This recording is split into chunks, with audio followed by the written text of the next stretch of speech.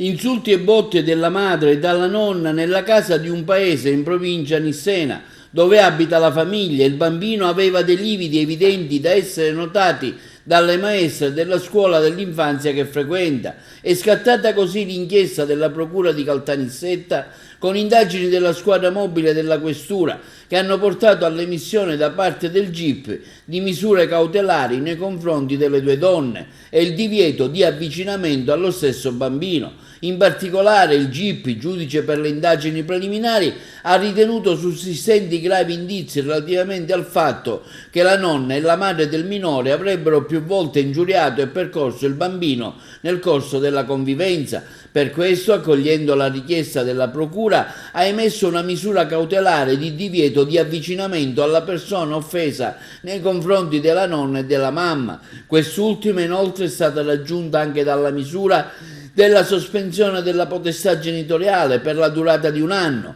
Il minorenne è stato affidato a una comunità. Il Tribunale di riesame di Caltanissetta ha rigettato il ricorso delle indagate, confermando così le misure cautelari.